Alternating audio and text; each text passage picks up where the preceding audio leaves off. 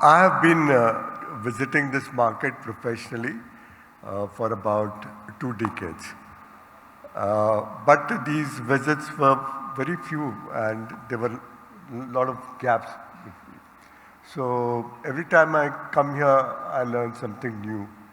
And ab aisa nahi hota, these rules don't apply and all that. So I thought one of the first things perhaps for us to do at a conference like this is to get updated on what is really happening on the NRI market. So let's first start with what are the broad segments of the NRI market and how have they evolved over time. And Christian, no one knows it better than you. You've been here for 18 years at least. And so. Thank you, Prem, and thank you for organizing this event. You mentioned that I've been here for 18 years, but I see in the audience people who have been here for 50, 60 years. I think from a broad perspective, segmentation of the market is like any other market that you see. Of course, you have the ultra HNIs, HNIs, the mass affluent, middle class, and of course the blue collar workers. So from a segment perspective, like just to give some statistics, I think the overall NRI population of the world, I mean, there is no hardcore data available, but from whatever material publicly available is about 1.6 million, 16 million, which is roughly about 1% plus of the Indian population. If you include the OCIs, that's another 19 million. But the fact is that 55% of the NRI reside in GCC. That is a large chunk of people, and the majority of them are in the UAE. So from a NRI perspective, UAE is probably one of the largest or the biggest segment from an NRI perspective. In terms of population, we are at least 1/3 of the population in the UAE is non-resident Indian. So, I mean, out of the 3.6 odd million, I think 50% goes straight away into the blue-collared segment, around 50+%. And then you have this other segment. And then that basically you can split it up into to say that there is a level above the blue collar, and then there is the middle class, mass affluent, and the HNI, ultra HNI. So that basically would summarize the broad segments. But apart from that segmentation, there is also from our business perspective, you also have a generational segment, which is more challenging. You know that you had people who have been living here for 60 years. And then there was a wave of people coming in again in 90s, and then there is a segment that is coming. So each segment by itself is different to manage and handle. And then you have the millennial segment of NRI children who have never been to India, who are born, brought up here. So their investments, decisions, choices are extremely varied. So we are working with sort of a mixed bag in this part of the world.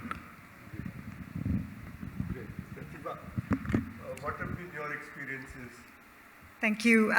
Firstly, good morning, everyone, and thank you very much for having us here. I think just to add to what Krishnan just mentioned, we look at it slightly differently, other than, of course, segmenting them from a UHNI, HNI, etc., from how many years they've spent outside of India, right? So if you categorize them as such, then you would look at people who've moved outside of India between a 5 to 15-year category who are more newer to the NRI space, and to someone who's more mature, stayed over 15 years outside of India, and possibly in multi countries. And then, of course, you have the more established families that have possibly had generations living outside of India. And again, like Krishnan said, not possibly having, gone back to India at all. And those segmentations then kind of give us opportunities to dissect them further in terms of what their wealth goals are, how they look at wealth from, from a management sense, both between India and outside. So to take, for example, the middle section, this more mature global Indian, so to speak, they possibly have wealth built over many countries. And, that has become a lot more prevalent today. And that's like a trend that we've seen over many years, where they seem to have or need multi-banking solutions, multi-country banking solutions and wealth solutions. And this is something that has been growing. And you also see the more established families, which are more entrepreneurial in nature. And their tendencies of their management of wealth is very, very different from the first two categories. So yeah, it's an increasing trend of the global Indian, rather than just terming them as an NRI or non-resident Indian. They seem to be trending towards building wealth across India in different fashions.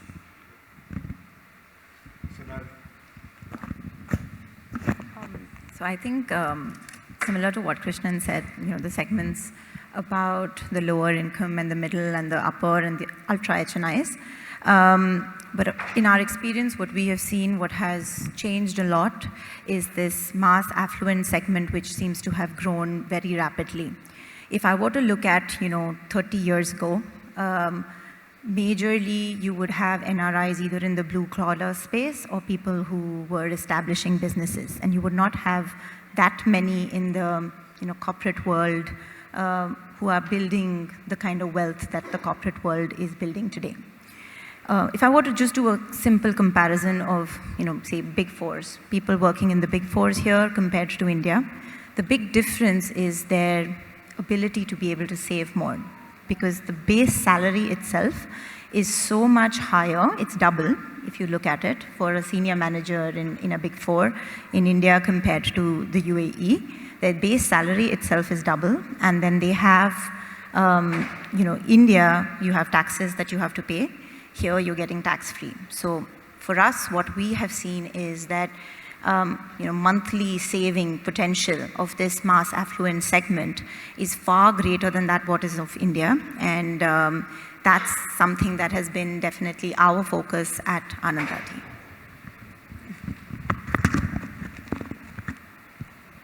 Okay, but in terms of these segments, let's look at the broader segments and see what their investment choices are, what their goals are, what their risk profile is. Where do they actually put their money? That, I think, would be a very interesting discussion for this audience here. So again, we'll start with you. Yeah, thank you. Like I mentioned, the categorization of segments, you can create multiple subsegments within each of these category. So broadly, it's like any other theory that we always see, and that's most of the time this is what is happening. If you look at the HNI and the UHNI segment, it is predominantly wealth preservation. So basically, they are looking at opportunities to see how I can preserve my wealth, what is legacy planning, all those sort of things, and see where the safety of their assets would be. So there is a little bit of more serious portfolio allocation that goes into that segment. It's predominantly advice-driven, because they work with banks like Standard Chartered or other private banks to diversify their assets globally. But if you come into the NRI, HNI, UHNI segment, I would like to hear from Stan Z, but my understanding is that their allocation to India is not so high as what they would probably do with the other global products and structures, because here we are exposed to multiple product structures. There is no dearth of products availability. So India is just one part of the basket. And from a market share perspective, India doesn't go beyond 10% from in many cases, except for entities who come down the value chain, who deal with the mass affluent and the other categories. But at the HNI, ultra HNI segment, it is predominantly wealth preservation. Of course, when you come to the mass affluent middle class, it's more about financial stability, financial goals. and in terms of retirement planning, it's more towards that, because most of them are looking at children education. They're looking at how to plan for their long-term process and stay. So that is the segment where there is more diversification and activity that can happen into equity markets, into funds, into systematic investment plans, global allocation. And frankly, over the last the 20 years that I've seen here in this region, the NRI allocation is now almost 50-50. I mean, it's almost 50% would be global and 50% would be in India. That is the sort of an allocation that, because I think the one major fact that has changed is, people were always, in early days, they used to always call you as non-returning Indians. But that is becoming a fact. Today, most of the non-residents do not wish to go back to India. They would like to have India as a base, as a second home. It's not going to be their first home. The first home is going to be either the UAE or whichever region that they are there, which affords them a sort of, because they have grown over time and they have created enough wealth to that extent. In many cases, most of the NRI children don't want to go back, so they are forced to look at alternatives to stay here. So it's a mixed bag of segment, and of course the blue-collar segment is mainly household savings, taking care of, trying to improve their lifestyle back in India, and is that sort of segment. So it's spread across all categories, and you cannot broadly define. And again, based on risk assessment and the individual choices, you tend to plan for what they need to invest and where they need to invest. Sorry. As you go up the wealth pyramid of NRIs, he mentioned that for a certain segment, it's probably 10% of the allocation. At some other segment, it's 50-50 and so on. So what's your assessment and what drives it? Because how far does ignorance form a part of it, having stayed away? And also find a lot of people rooted in the India which they'd left many years back, whereas, as we saw in the earlier presentation, a lot has changed, So one common refrain, for example, I hear is about currency depreciation, whereas it is, if you even factor that into the returns the markets have delivered, it's actually not of much consequence. So anyway. Yeah. Sure. I think, I'd like to allude back to the segmentation piece that I spoke about a little while back. So if you were to look at, the categorizations that I mentioned, the ones that have just moved in the recent past outside of India, and of course, the disclaimer here is that every individual is different and they have unique requirements and needs and objectives and risk appetite. But having said which, if I were to just categorize them, this segment, which has possibly moved out fairly recently, normally we see this in the range of a 30 to 45-year-olds from an age perspective, and they seem to have more rooted connections with India, possibly having parents within India, and children living with them here, and and hence the wealth goals and risk appetite as well as investments may include a lot of Indian investments and opportunities. They're also possibly not very exposed to global investment, how long they've lived outside of India, and the growing trend is that you see a lot of Indians not necessarily wanting to go back to India, but continuing to live on here and build those generational wealth outside of India. But of course, from a wealth solutions perspective, it can vary from just a pure FX remittance to all the way up to family offices that are setting up outside, wanting to look at wealth planning, generational wealth transfer, and of course corporate solutions, etc., outside of India as well. If that helps. Okay.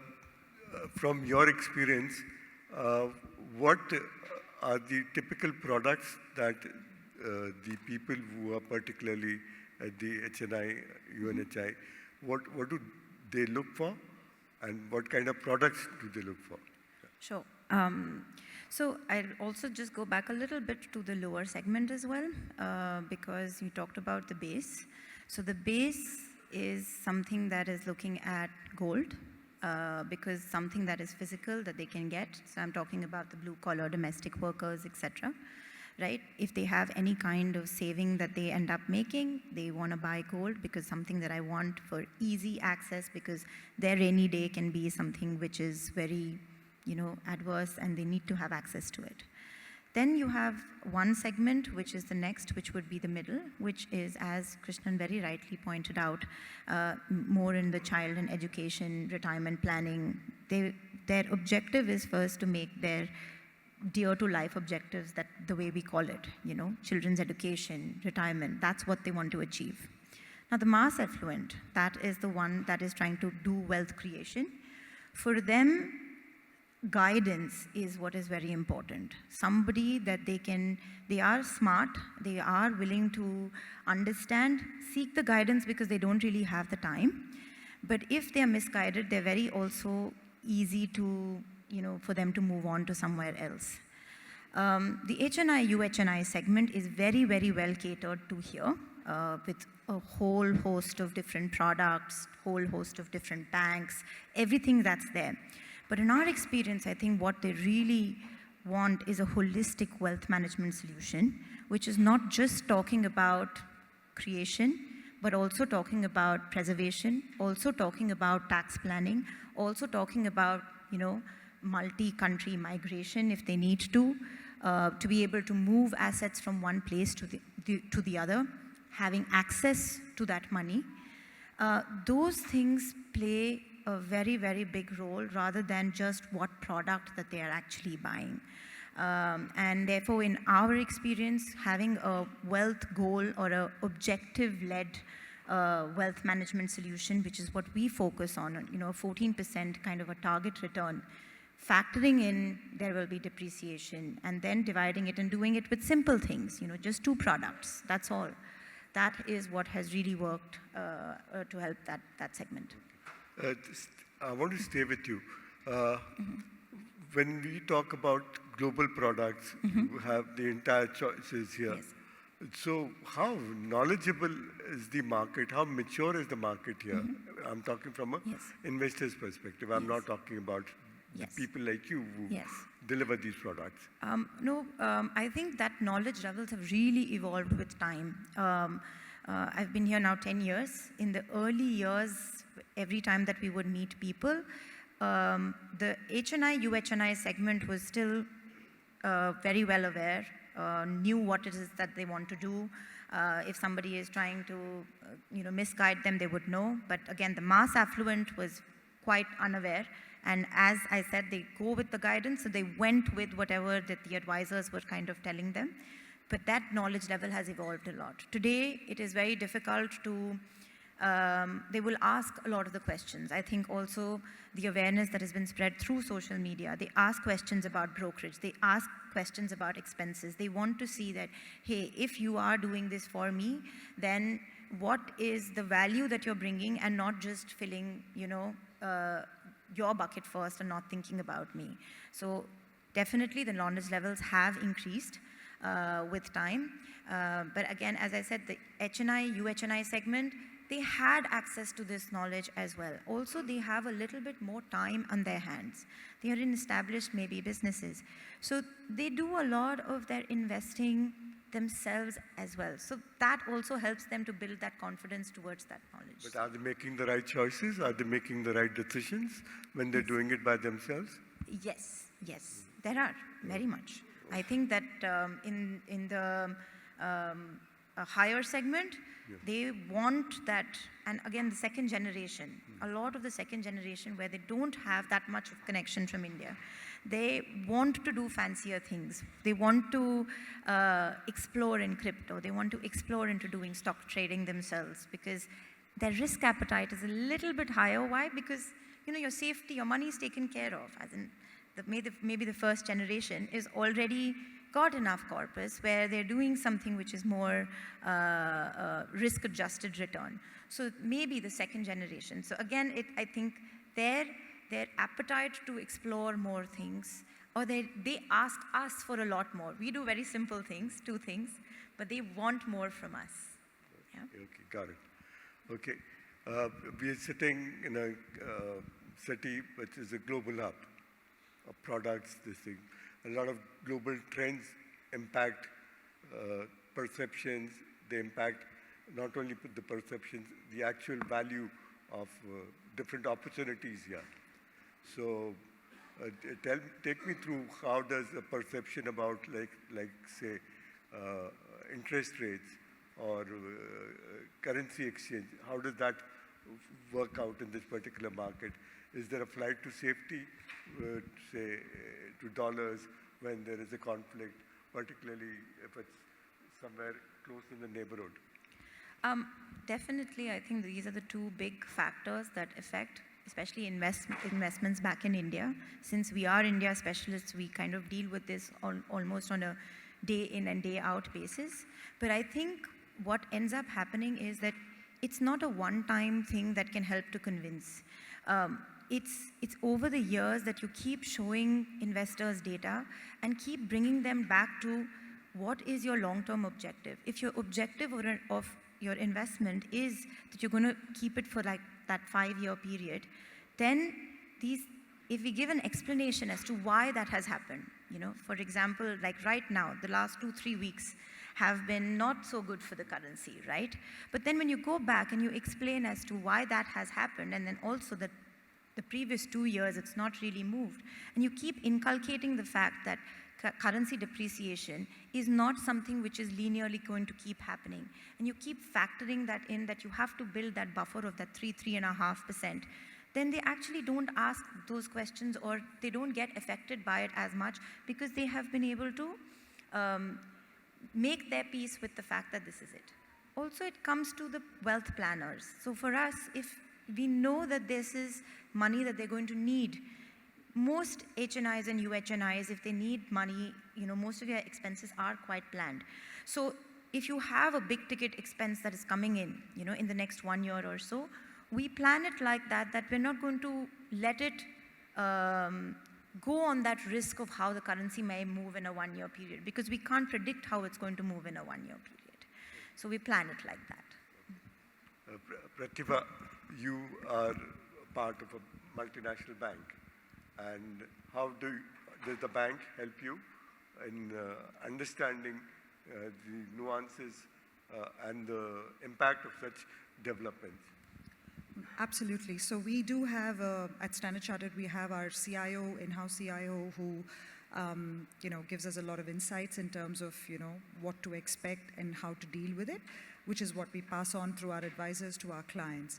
But, just to touch upon your earlier point on, the whole macroeconomic effects that our clients face in terms of their investments, both in terms of currency risks as well as, possibly interest rate scenarios. We do have solutions that we provide to our clients who possibly have investments in both inside India and outside of India as well. So there, just to give you a little bit of an example, clients who have FCNR deposits in India, we typically offer them a leverage option that they can use that FCNR deposit as a collateral in India and borrow against it in various different currencies outside, and be able to invest through that over here to the extent of 2x from what they have in India as collateral. So that gives them a more efficient way to manage their funds, both in terms of, not necessarily, losing out on currency volatility, as well as, managing it from a liquidity perspective so as to, get the benefits of the interest rate in India, as well as make use of global market allocations as well. So I think it's on us to kind of build these innovative solutions to be able to offer to clients, basis the trends that we're seeing in the global Indian space in terms of their needs as well. Okay. Krishnan, I want to come to you and ask you a question. What do you think is the ideal split between India and global for the audiences here? That's quite a difficult question to answer. There is no thumb rule to say that this is the percentage that you want, because one thing I've learned over the last 5-10 years, the portfolio allocation model is more individualistic than what we learn in theory. So it's basically, it all depends on what is the risk appetite that an individual or the family has. Because it's not only the individual that matters, it is also the family that matters. So we manage close to 5,000 to 6,000 family portfolios in the UAE alone, where, you know, when you look at what the requirements of each, then it's very difficult to, to strike a balance, and then eventually we decide that this is what you want. So, but the fact of the matter is that if you look at the middle class, the middle segment, they are still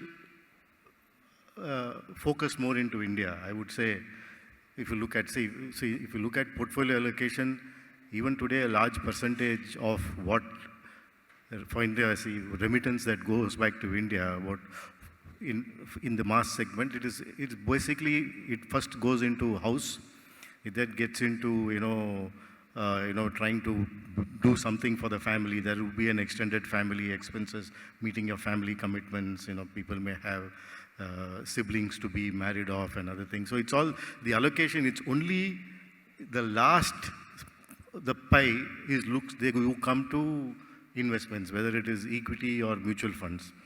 And typically for a new investor, maybe who has been here for about 5-7 years, they start with a mutual fund investment because that is the easiest thing to do, and then they get into the SIP mode. So those category of people are fairly focused into India. I would say even 60-80% would be the range of all their monies or net worth or monies lying into India. Over time, like what people were mentioning, that it evolves. They then start moving about 20-30% into global assets. So it's a very mixed sort of bag. But if you look at the mass affluent segment, the mass affluent segment has, I think Dubai is a place where you are spoiled for choices in investments. There is enough and more investment opportunities. Almost, I think all of us would be having at least 2-3 people coming to office with some product proposition they would have.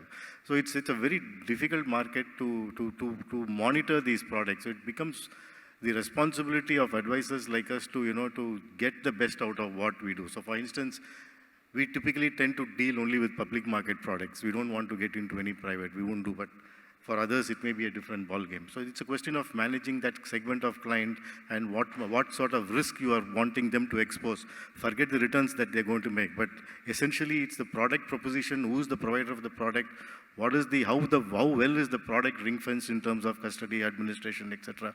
All has to be looked into before you start, for instance, because if you want, we can get into a crypto product anytime. You just walk out of this room, you will find somebody who will make you such an offering. But then is it really worth it is something that we need to take that call and assessment. So for the mass affluent, it's around 40-50% India, 50% global, where they look at getting into global opportunities like the US or emerging markets, or it could be, some of them try to get into unlisted space, private equity sort of investment. So the risk appetite for the NRI at that segment is slightly improving. They are not getting as conservative as they used to be as before. Hi, Pratibha. Now, on this very vital question about global versus India allocation, what are your broad thoughts on this? And for different segments, if you can possibly talk about that. Sure. So I think, again, you look at where the base is. So if for someone who's based out of India and bulk of their monies are in India, then you would, if I look at it from a strategic asset allocation perspective, then you're possibly, for an aggressive investor, looking at a 70 to 75% allocation within India, and for diversification requirements, looking at a 25 to 30% outside global investments. But if the same individual is based outside and bulk of their monies are outside, again, our SAA, basically tends to allocate across the world from a developed market and emerging market perspective. Then the India piece becomes a very small allocation from that perspective. So as Krishnan mentioned earlier, I think less than 10% in a lot of cases would be allocated to India, but more globally because you have a lot more options available to you. I think Either way, both aspects bring advantages. From an India perspective, you're participating in the high growth, risk-adjusted returns over long periods of time. And from a global perspective, you're participating in developed markets, you get a chance to diversify from concentrated allocations, as well as, it gives you a more holistic, perspective when you're asset allocating in your portfolio. Sonali, at Anand Rathi, given the fact that you've been here for 10 years, and do you offer global solutions to your clients? Are these India-focused ones? Yes. If they are India-focused, is there any pushback when you talk about just India? Do they tell you that, no, we don't, Yes. don't want to take such an aggressive bet on India? Yeah. So I think, again, at Anand Rathi Wealth, we really are objective-based. We're not like a lot of the, we're not just wanting to provide products or solutions, and we're trying to distinguish between wants and needs of clients, and we let data do the talking. So when it comes to, when we look at the G20 numbers of returns of the equity markets on every single time frame, whether it is 1 year, 3 year, 5 year, 10 year, India has been the top performer when it comes to returns, right? So, and because of that, and our focus is asset allocation, whatever is the asset allocation that we want to do where you have to put your money into growth assets, we believe that that needs to go to India. Because as even Pratibha very rightly mentioned, the kind of risk-adjusted return that one can get in India is not possible in anywhere else in the world. And therefore, if the objective of the client is to make that 14% risk-adjusted return at a risk which is 50% lesser than that of the Nifty, and we actually did this risk adjustment against the S&P 500 as well, and we are 75%, the portfolio that Anand Rathi manages, it's just made of 2 products, and those 2 products, simple things, gives you 14% return over long periods of time at a risk which is 75% lesser than that of the S&P 500. So if the focus is that, then we have seen several of our NRI customers having almost 90% of their allocation to India. Is there a pushback? Yes, there is. The pushback is, again, connected to the deep-rooted connections to India, and then addressing the cobwebs. Again, Krishnamurthy sir very, very rightly talked about that you amplify the risks. Jeff Bezos talked about amplifying the risks and minimizing the opportunities. That is 90% of the battle that we fight. People talk about currency. People talk about convertibility. We have the highest dollar reserves today than we have ever had. So convertibility is not an issue. When it comes to currency depreciation, if it has been 3.5%, you've also got 14-15%. So even if you cut that down, that's still 11%. 11% compounded over 10 years is massive. So yes, we do get a pushback from certain segments that you don't provide USD, you don't provide this, but I think we are very true to our core that this is what we provide, and if this is a solution that doesn't work for you, there are other players that can provide that for you. So. Okay, now we hear about GIFT City. In fact, one of the sessions today has been reserved for GIFT City. But how do you, as advisors, distributors, feel about GIFT City? What are the opportunities that it opens up? I think GIFT City has opened up a very, very big opportunity for the NRIs to invest into India. There are, I think, close to about 300, setups already that's there. I think about 100 AMCs have already started their offices over there. So it does become a big avenue for NRI investors to invest into India without worrying about taxation, without worrying about conversion. So those cobwebs that one has, those can get dismissed. I think since it is still in the nascent stage, it needs to be popularized a little bit more. We need to learn more about it to actually understand its full potential, but definitely it has a very large potential. And we ourselves are also very much exploring that option. So I think I agree with Sonali. I think it's from a global perspective, and someone who's been here for a while now, I can speak for a fairly large number of the population here that I think GIFT City is still not necessarily very exposed. A lot of people do not know how best to use GIFT City. But I think having that one unified regulatory authority within GIFT City, as well as the easy access for foreign investors to invest into India, and the option of being able to, because the jurisdiction allows for it to be a non-resident as well, the ones within GIFT City, you're necessarily, a non-resident is dealing with another non-resident, and also the currency conversion is not an issue there. So all of these are, benefits that for a foreign investor becomes extremely viable to go back to investing in India. But at the same time, I think the vehicles that have been made available from the little knowledge I as well have, and I look forward to the GIFT City session later on, is that you have access to PMSs, you have access to AIFs, and also investable options or opportunities across institution as well as for retail clients across the wide asset class metrics, right? So I think it's a very interesting play, and one that will possibly take India to that global investment hub along the lines of Singapore, Hong Kong, etc.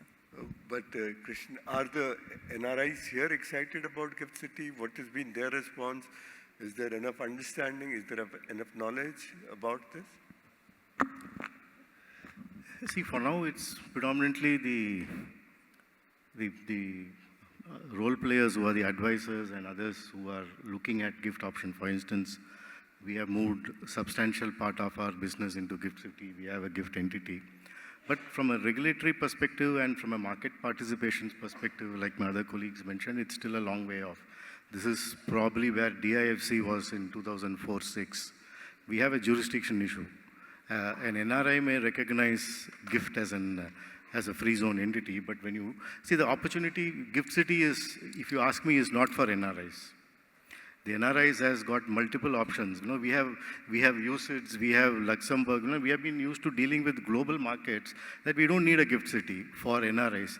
The GIFT has to position itself as a market for non-Indians, and that is the target that GIFT has been doing. And whenever I have been to many of these presentations, the focus is always on saying how NRIs can come to the GIFT City. I mean, that's a small population. How many if you look at the number, it's not going to be, you're not going to create $1 billion of AUM just from NRI volume. It's a question of how you are able to get the jurisdiction recognized by other countries globally. Number one, there are still, if you ask me, still regulatory things that we are in dialogue with GIFT City for them to solve. It's not, frankly, it's not very easy to do business in terms of how it goes. The banking system there still needs a long way to go. When GIFT started, we were the first to promote certain products and we couldn't transfer money from UAE. Things are getting resolved step by step, but I think GIFT is a good option. The positioning, I think, from other regulatory provisioning, I think some of the concerns that people have out of GIFT is the oversight of the income tax department, the oversight of the direct taxes on GIFT City, which is not there in any other free zone. That GIFT City has to be an entity which is free from the mainland control of India. You have to create an ecosystem like how the DIFC and ADGM are. It's completely free from the ecosystem of the mainland country. So the fact of the matter is that you want to register a company, you still go to the Ministry of Company Affairs to do certain work. I mean, for a foreign investor, it's not going to be so easy. I'm sure, it's early stages. I'm sure over time, things will change in GIFT and it will become like as big or better than what we are seeing here in the DIFC, because it offers immense potential from not only from an investment perspective, but from a trade perspective as well. But a lot of work needs to be done for that to happen, you see. Okay. Finally, we come to the last two topics for today. We'll keep it very brief. One is, what is your advice to different classes of investors here? on what are the things, what are the decisions that they make right and what are the decisions they make wrong. Based on your understanding, what would be your advice to that? I'll start with you, Krishnan. Yeah, I think just like over time, things have evolved. Today, the clients have also evolved over time. You know, in early days, there were not many.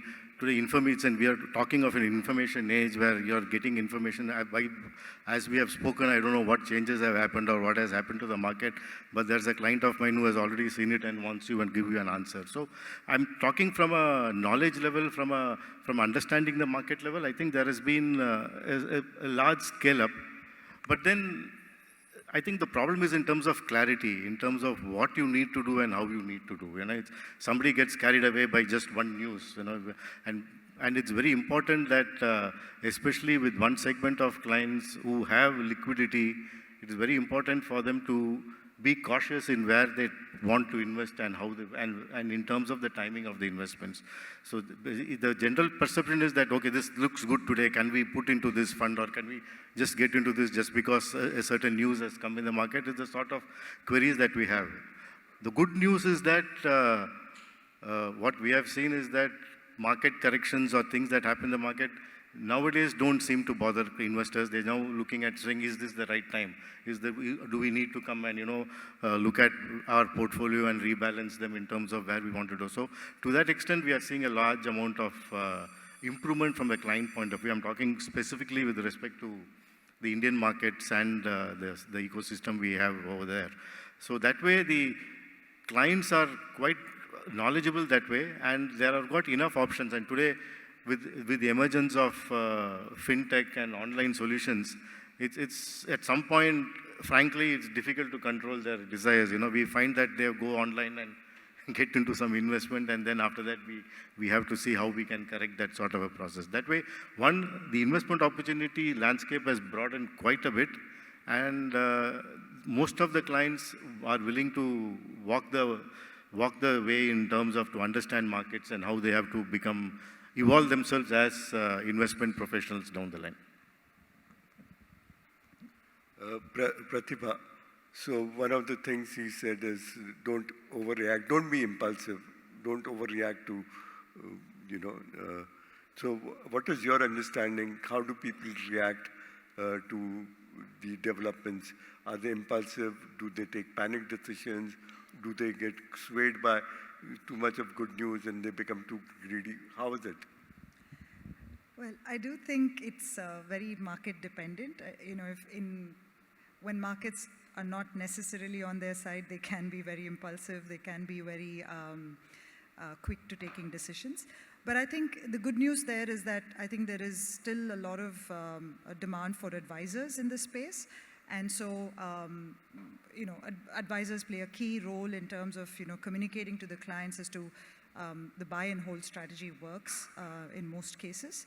And, we see these trends, I think, becoming a little lower over time, given that the clients have also started becoming more sophisticated in their, investment styles, but also with the nature of the investments as well. So in the category of the higher net worth clients, you do tend to have allocations into alternatives, private credit, private equity, which needs a longer holding period. So there is no impulse in terms of, reaction-wise. So I think it's a mixed bag, but you are seeing a trend in terms of, a growing need to buy and hold strategy, and that reduces the impulse. Okay. Sonali, the last question. What would be your advice to someone who wants to set up a business now in Dubai, which is catering to the NRI market? Yeah. What could he or she do now, which is substantially different? What differentiated offering do you think they could to create an impact in this market? I think segmenting the market and understanding which segment it is that you want to cater to and provide a solution that caters to the issues of that segment, stick to that. Because there are enough players out there that are providing a platter of products. or platter of things, different options that are there. But what at least worked for us and what has been working for us, that we stick to what it is that we've been doing, and we've been growing very rapidly. And we still do see many gaps in the market of certain segments not being able to, being served as much, information not being passed on the way that they want to hear it out too. So I think that would be, to really understand which class it is that we are catering to, and what it is that we want to provide as a solution to them, and stick to that core, irrespective. Krishnan, I'll give you the last word on that. What would be your advice to someone wanting to set up a practice which is focused on NRIs? How could they make a difference at this stage? I think the market is open for everybody, and but from a regulatory perspective, setup process in mainland UAE is not easy. You have to be able to, weather out at least 1.5 years to get your regulatory requirements in. The option, I think most of the people are now looking at DIFC or the free zone ADGM to set up. The way I look at it is that most of the participants who come to do business in Dubai, they are looking at the NRI business, but it's not required that they are looking it for India. They are also part of the ecosystem. So you can't be only in one segment, which you're not going to grow your market beyond a point. So many of the opportunities that lie for not only NRI market, but for the region as a whole, is looking at giving products and propositions or offerings that is required for each investor. How much does he want? To that extent, the free zones, the DIFC and ADGM are offering, they have got multitude product propositions, and a lot of it, as a matter of fact, a lot of structured notes and products are wrapped around Indian paper and Indian bonds as well. So it's not that you're losing out on India by doing something on the dollar or the offshore side. So it's a question of, I think, coming for only NRI with respect to India, I think people need to think more than once to do that. Okay, with that, we come to the end of this session. Thank you so much, Krishnan. Thank you, Sonali, and thank you for being here with us today.